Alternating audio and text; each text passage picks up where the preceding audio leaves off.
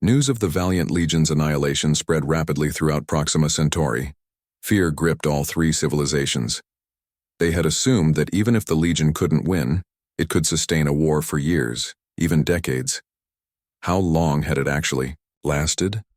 How much actual fighting time had there been? Was the enemy truly that powerful? Panic spread through the Federation. The only thing that remained was Luna's fabrication, Galactic Federation. For years, besides the multi-eyed and humans, the Kate hadn't seen any evidence of other member civilizations.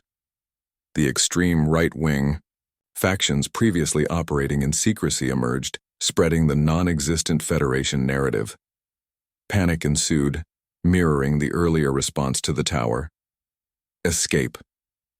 Some Kate boarded ships and fled Proxima Centauri, but they couldn't escape. A massive containment field had enveloped Proxima Centauri. Within this field, the three fundamental forces, excluding gravity, were completely neutralized. Any ship entering this region would disintegrate into subatomic particles. Even light couldn't pass through. The entire civilization was trapped. Even the celestial shield was rendered useless. Panic. The panic intensified. Some began to pray, to surrender. Luna ignored. This panic would cause societal chaos, but in a war of this scale, the actions of ordinary citizens wouldn't affect the outcome. The news had been deliberately released, part of the plan. Demonstrate weakness. Panic would lead the enemy to believe they were vulnerable. Unfortunately, the enemy didn't follow the script and instead blockaded the entire star system. With such power, why not directly attack the star system? Luna remained in Ayla's research facility, not even entering hibernation. This wasn't her invading another civilization, it was the other way around. This hibernation might be her last. Ayla wasn't present. She had left a copy of herself, a Copy 01 subordinate. This subordinate answered Luna's question. Manipulating matter using fundamental forces requires massive amounts of energy. To blockade the entire Proxima Centauri system would be beyond the capabilities of a nascent Type 2 civilization. It's far more energy efficient in the vacuum of space where matter is scarce. This subordinate had access to the same database as the original Ayla, but for some reason, Luna felt that this copy lacked the original's dynamism. Luna nodded. That makes sense, but it's still incredibly powerful. You can't contact the original Ayla, right? The original Ayla wasn't on Proxima Centauri but elsewhere. Inside Alpha Centauri, Luna had instructed Ayla to search for strings, a process requiring immense energy. Ayla had planned to use the completed Dyson swarm for this, but there wasn't time. Ayla had to use Alpha Centauri A's energy. Luna and Ayla had previously avoided these energy sources. There was no way to know if the third civilization had installed sensors or other monitoring devices in Alpha Centauri. News of any intrusion might already have reached the third civilization. This urgency didn't faze Luna. She had lived for centuries, longer than anyone in human history. She had seen, learned, and experienced more than anyone. She was a seasoned veteran, unflappable in the face of adversity. Ayla's subordinate replied, "Indeed. The electromagnetic field can't penetrate the blockade. Our communication is blocked." Luna nodded. She wasn't worried about Ayla.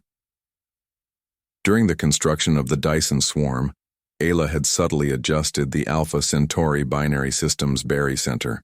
It was now perfectly stable, making it unlikely the enemy would detect the anomaly within Alpha Centauri A.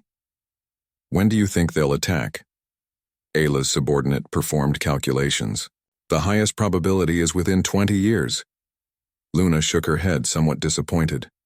The subordinate clearly lacked the original's capabilities. She wondered if the original Ayla had limited the subordinate's functions.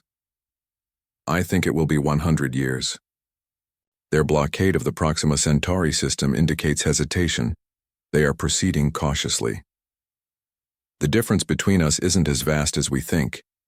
They won't rush. They'll wait for us to suffer resource depletion, weakening our civilization. They haven't destroyed Alpha Centauri. I suspect they'll seize control of it, studying our biological structure, social systems, and technology via the Dyson swarm. I've already planted a piece of code there. A weak force field is just the first step. It contains additional information, including their initial exposure. The barrier is strong, but it still relies on the four fundamental forces. It allows stable matter to pass through. This is crucial. Theoretically, creating a temporarily stable high-energy particle could breach their barrier. Of course, this wouldn't destroy them, but it would force them to reconsider their strategy. Wait or attack. They'll wonder if I possess other advanced technologies. This is a game of interstellar strategy, a subtle influence. Of course, Luna wasn't sure if this would work. She never put all her eggs in one basket. The multi-eyed planet was preparing to attack the neutrino civilization. Luna was willing to sacrifice them to delay the enemy's advance.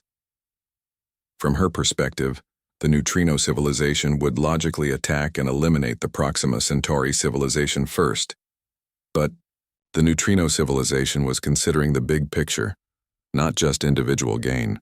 The multi-eyed would become part of the Federation, shifting their focus. Luna was using the multi-eyed as a diversion. Cruel? Perhaps from the moment she enslaved them, their fate was sealed. Now it was a matter of whether the neutrino civilization would act decisively. Ayla, meanwhile, was assisting the multi-eyed in technological advancement, ensuring they wouldn't be easily overwhelmed. There's nothing more I can do. Time for hibernation. Luna stood. The intense urgency had passed. Now it was a delicate game of strategy. Luna valued her life, so she had her hibernation pod built deep underground. Even if the neutrino civilization destroyed the Proxima Centauri system, she would survive unless they targeted the entire planet. Ultimately, even the entire Galactic Federation was inconsequential to her. Destruction would simply mean starting over. This hibernation would last 100 years, not only because she predicted the neutrino civilization wouldn't act for 100 years, but also because Ayla had promised that, with sufficient energy accumulation, they would be able to observe strings within that time. Luna's predictions were partially correct. What she hadn't foreseen was the extent of the enemy's ambition. 10 years into her hibernation, the extreme right-wing faction on Proxima Centauri experienced a surge in popularity. Gaining widespread support within 6 months, they proclaimed that the Galactic Federation was a fabrication, the Kate civilization enslaved, and the true saviors were the Purple Thorns.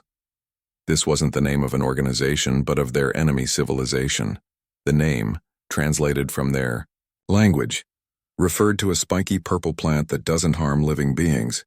This plant was ubiquitous on their home planet, serving as their symbol. This right-wing movement was eerily familiar. It mirrored Luna's earlier actions, the difference being that Luna had used the tower as a ruse, while the Purple Thorns possessed the real power to subjugate the Kate. They didn't seem intent on destroying the Kate civilization, but on enslaving it. Or perhaps, they merely aimed to pacify the Kate, secretly searching for the technology Luna had left behind, confirming its presence in the Proxima Centauri system. Any intelligent being could sense the implications, even the most simple-minded creature. Upon hearing the name Purple Thorns, they would realize the right wing had sided with the invading force. Either scenario was, in fact, beneficial to Luna. It was simply a matter of enjoying the spectacle. 1,000 years earlier, the extreme left had supported the Galactic Federation, while the extreme right advocated for the independence of civilizations. Now, the extreme left controlled the Federation, while the extreme right had sided with the extraterrestrial invaders. The Kate leadership was once again facing the same dilemma as 1,000 years before. This time, however, their situation was far more dire. They weren't facing a subtle conspiracy, but overwhelming force. Many Kate still couldn't forget the plague. The losses had been immense. The trauma of the plague was still fresh, feeling as if it had happened yesterday. Internal conflict dominated the first 2 decades. But this civilization lacked Luna's patience. They acted quickly. Within 20 years, they began to suppress Kate's technological advancements, attacking energy facilities, assassinating leading scientists, and manipulating the economy, weakening the Kate civilization. Among the first targets were Ayla's research facility and the Humanity Academy. Both facilities were physically obliterated by energy beams fired from space. The purple thorns began clearing space debris and free-floating particles around Proxima Centauri, further tightening the blockade, restricting the civilization's activity. Within 30 years, the blockade encompassed the entire Proxima Centauri system. Proxima Centauri B, C, and D were plunged into darkness. Their surfaces froze solid, resembling a glacial apocalypse. That year, the Kate population declined sharply. Simultaneously, pleas for mercy began. Daily, they begged the purple thorns for clemency, pledging allegiance and submission. But there was no response.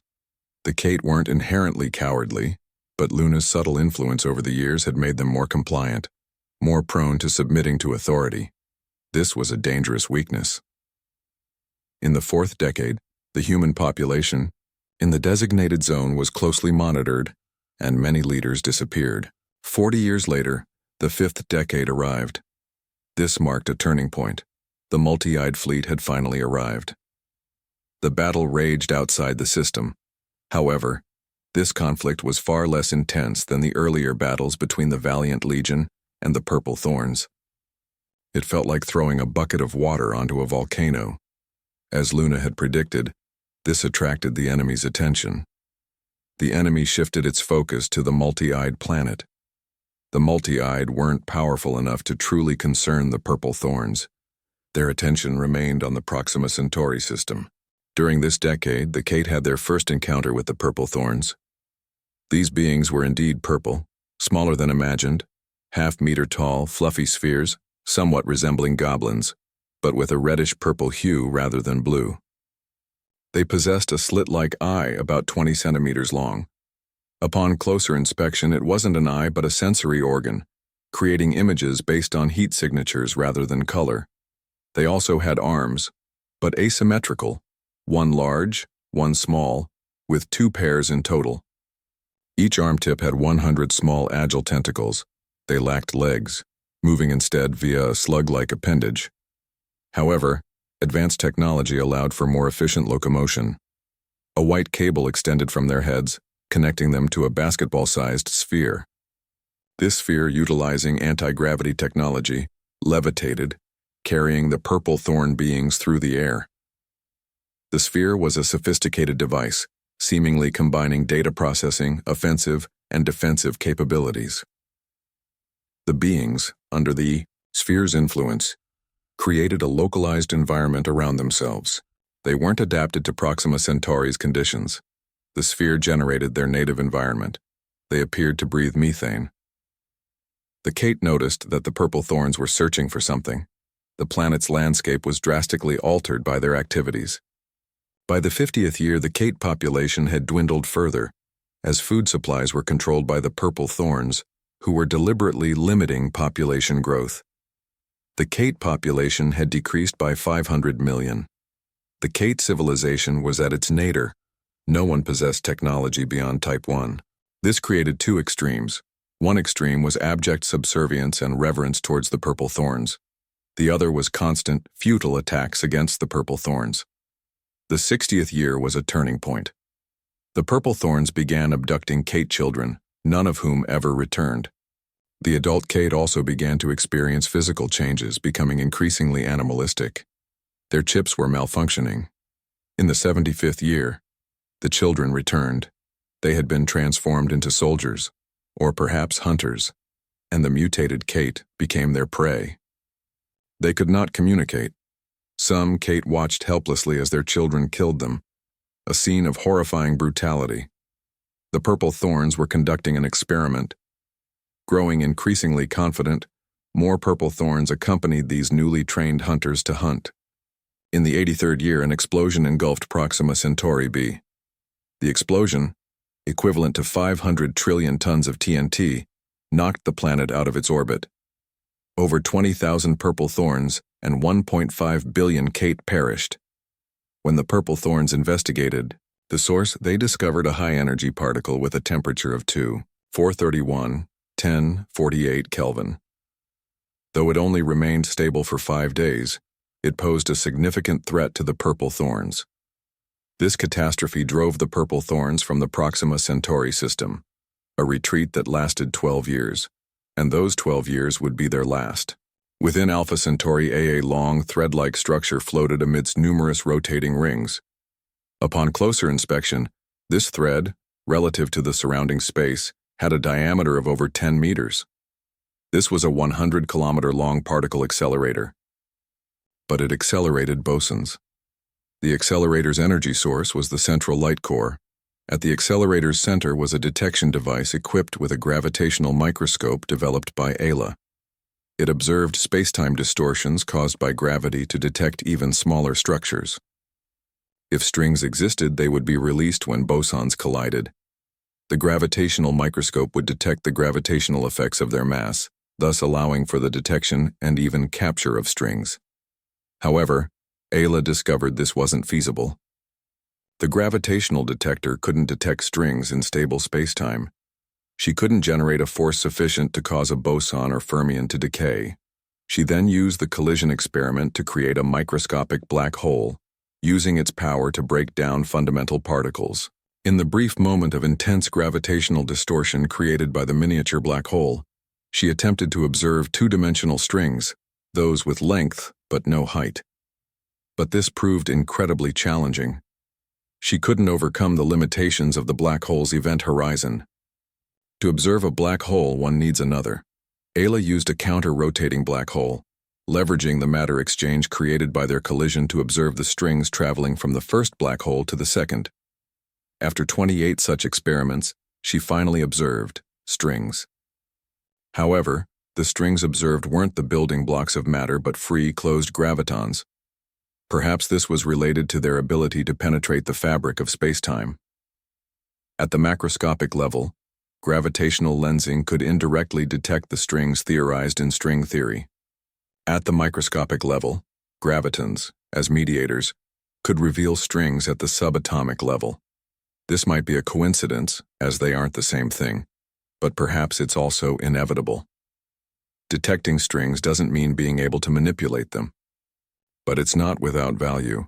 The confirmation of string theory would allow Ayla to manipulate the four fundamental forces at a more fundamental level. Once strings are discovered, other technologies would advance simultaneously, rapidly propelling the civilization to Type 2. How quickly? Ayla's plan was 5 years. This was ambitious, but it didn't require precise manipulation. A crude approach would suffice. She had access to vast energy reserves. Using these resources, she could create a rudimentary string weapon. Luna, Ayla has fulfilled our promise.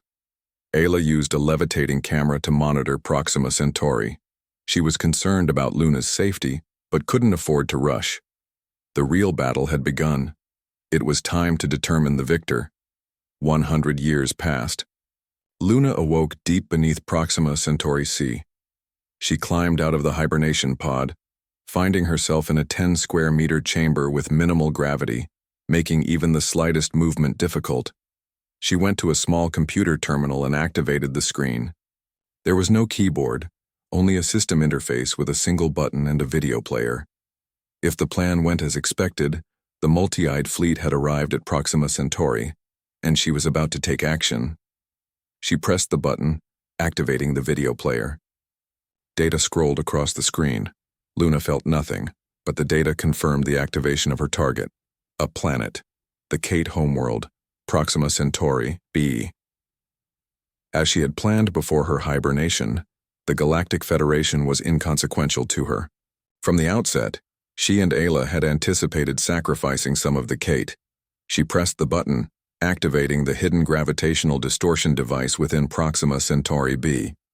The planet would be knocked off course, propelled outwards by Proxima Centauri's gravity at a precise angle. Why not Proxima Centauri D?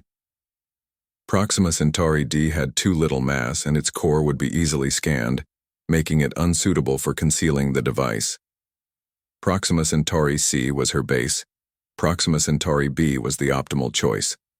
Moreover, the Purple Thorns wouldn't expect Luna's weapon to be an entire planet, a planet teeming with life. In 100 years, the multi-eyed will arrive at Proxima Centauri, providing a distraction while we observe the enemy. The multi-eyed don't need to defeat the enemy. They just need to draw attention and buy time. This was Luna's earlier instruction to Ayla. Ruthless. But sometimes ruthlessness was necessary. Although she spent most of her time hibernating, her experiences in divine revelation weren't inconsequential. Her physical age was just over 100 years. But considering her experiences in the virtual world, her mental age was well over 1,000 years. She was no longer the person she was on Earth or in the immediate aftermath of its destruction. In terms of strategy and power, she felt she could rival any famous strategist or politician in human history. She now controlled far more lives and territory than the entire human civilization ever had. Sometimes sacrifice was necessary. Indecisiveness led to annihilation. She calmly observed the fluctuations on the screen, calculating Proxima Centauri B's current state. The next move depended on the enemy. Given the energy drain of maintaining the blockade around the massive planet, the Purple Thorns would likely cease it. They wouldn't leave Proxima Centauri B adrift, unsure of what it might contain. They would choose to destroy this unpredictable bomb. Perhaps like Earth, fireworks would once again light up the cosmos. Fireworks orchestrated by her. Simultaneously, a fleet was traversing space. They were from the multi-eyed planet. They had arrived, as Luna had predicted, 41 years earlier. Mandatory military service had been implemented on the multi-eyed planet. All eligible multi-eyed were conscripted, undergoing 5 years of training before being deployed. For the first 50 years, the multi-eyed had mainly used their fleet to harass the Purple Thorns while maintaining a significant reserve fleet. Their fleet now numbered 1,287 ships. These ships were far less advanced than the valiant legions, but sufficient. They were about to travel across 5 light-years to join the battle at Proxima Centauri. This had been part of Luna and Ayla's initial plan. 41 years later, Proxima Centauri was within reach. War was imminent. They couldn't see any planets within the Proxima Centauri system. Kula, the multi-eyed military commander, looked at his troops. Fear was evident in their many eyes. Each multi-eyed knew their enemy and knew they couldn't win. This was a civilization capable of blockading a star system and easily defeating a far stronger civilization. Yet they had no choice. Ayla's orders were absolute. Disobedience meant death. The robots on the multi-eyed planet would slaughter them. Objectively, it would have been better to remain on their planet than face this unknown enemy in the vast emptiness of space. At least, there they had weapons, the ability to fight back, to attack. But this was Kula's feeling. He felt the deep sorrow of the multi-eyed, though he'd never questioned being a multi-eyed, nor desired to be human or Kate. This sorrow was real. He couldn't deny it. He transmitted an optical message. Prepare for battle. They are our enemies, our loved ones perished at the hands of their neutrino creations.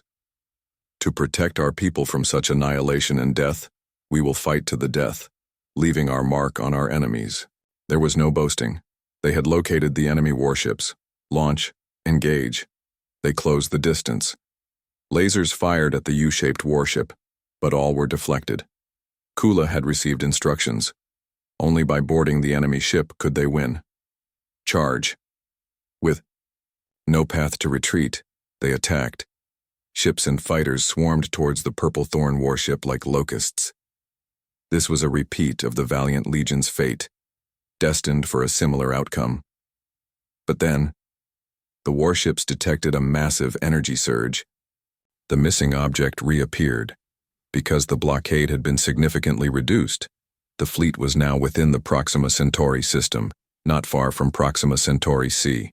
The multi-eyed could even see a new planet emerging within the system, a planet growing larger and larger. Is that Proxima Centauri B? Kula didn't understand. How could a planet move, and why had the Purple Thorns ended the blockade? In the distance, the Purple Thorn warship altered course. A massive geometric energy structure at its center emitted a blinding white light. This light struck Proxima Centauri B a moment later. The multi-eyed witnessed the destruction of Proxima Centauri B. This was a true annihilation weapon. A single shot. Obliterating a planet, gazing at the shattered planet. Kula was stunned. A nearby light flashed, transmitting a word message. Attack! He froze. He knew who had sent the message. A moment later, his hundreds of eyes focused on the target. Forget everything. Else, we attack. Hundreds of warships continued their advance towards an enemy they were almost certainly unable to defeat.